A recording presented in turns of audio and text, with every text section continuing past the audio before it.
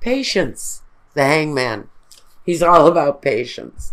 So, let's talk about karma and waiting.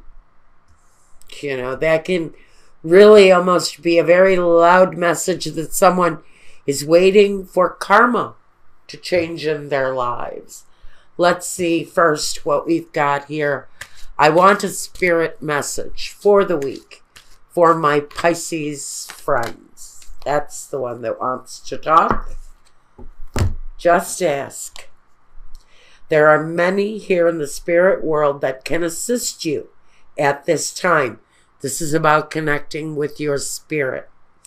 We are made up of divine source, your loved ones, your friends, guides, angels, and spirit helpers who are waiting to assist you. That's the heavenly and the earthly, being available to help you in a time of need. We are a spiritual team, and all you have to do is ask for help and guidance. I think all the way around that's turning into a really interesting message. Now let's see what we have here. First position we want to look at is work. The Five of Wands. And he's back again, the devil. He too is showing up. Very similar to the Hermit, who has, and they've both been showing up in each and every reading together. I'm starting to put the two characters together in one. Maybe obsessively looking for truth, obsessively trying to find facts. This around work talks about an obsessive, heavy, overbearing, can be controlling energy, and the difficulties we've got with the Five of Wands in dealing with that energy that is incredibly strong-handed, negative energy in the workplace for someone this week, Pisces.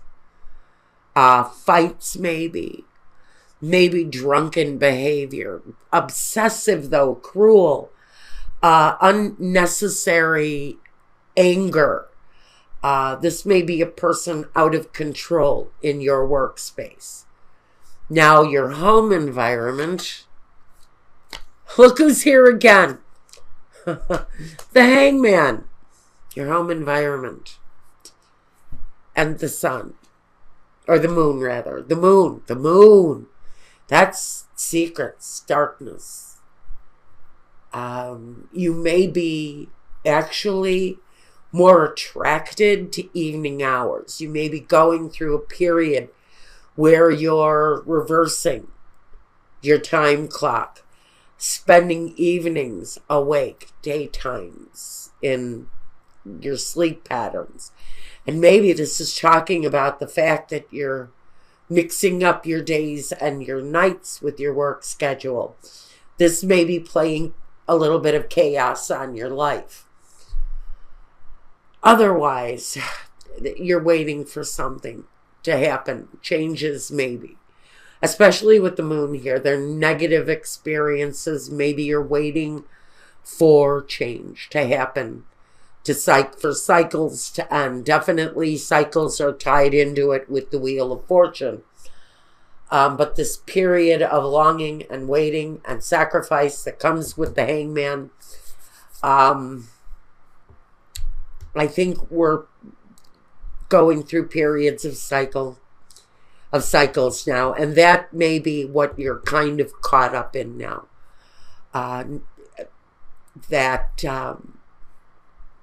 Periods of just sort of ebbing and flowing and waiting for maybe the divine opportunity to do something, but it feels like the moon cycles are blocking you.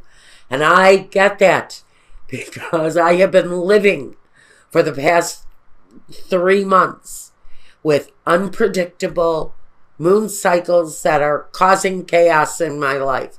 So if you're having conflicting energies, if you're dealing with insomnia, sleep pattern difficulties, you're not the only one. These cycles, though, I hope we're looking to come out of those. Your role at this time, the Ace of Cups and the Ten of Wands. Oh, I think it's a period maybe of self-love. Letting go, releasing the things that are burdensome, releasing the things that are no longer productive in your life, and really embracing yourself, embracing your own possibilities, your own gifts, really finding friendship and acceptance and love within yourself. It really says, let go of the things that are not working for you and embrace something new. Because we're feeling kind of stalled here almost everywhere. Here at work, we've got kind of this angry, maybe competitive edge to where we're working. Maybe that's where all of this dark energy comes from. Unless you've got Capricorn in your chart, and then we're talking about the competitive edge of your business and how you're dealing with that now.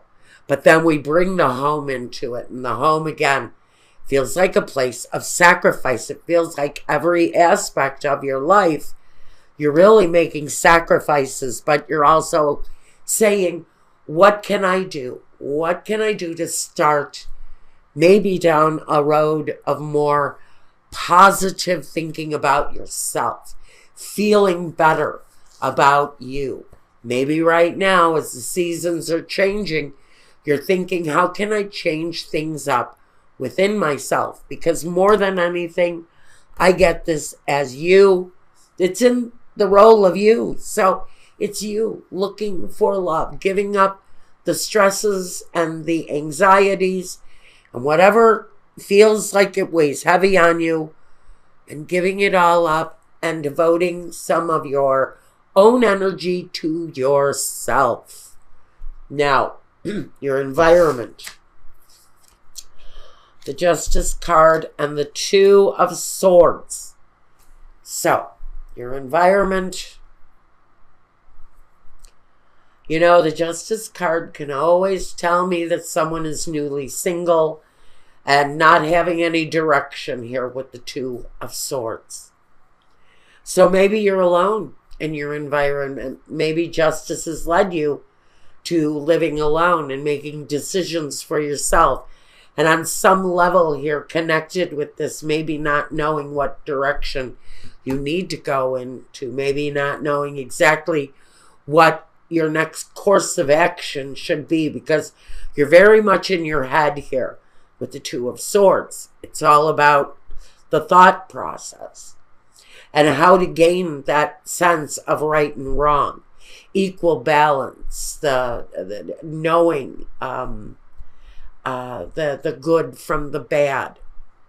And it all really is very much focused on you. And that's what I get here. That whoever this is talking to, it's really about you right now and making the sacrifices to bring you out of some negative cycles. And for some of you, what you're trying to really direct in your life is the ability to get a hold of your work situation and maybe create a better work situation for yourself. Because this one really is not satisfying. From what I feel for Pisces, this is not satisfying you at all. Okay, the next step. The Ten of Wands. We've got repeats going on here, guys. The Ten of Wands. And the Six of Cups. So the next step. Now, for me, if this is talking about waiting for the right time to make a step forward in your work situation, it feels like the sacrifices that you need to make at home, and they may be financial, even though I don't have it here. It may be financial. It may be financial, yes. So, whatever negative you're going through here, you're looking for the solutions here. Now, the advice here for the next step is to release the negative situation. Let go of the burden. Let go of what is weighing heavy on you. But we're looking at it from a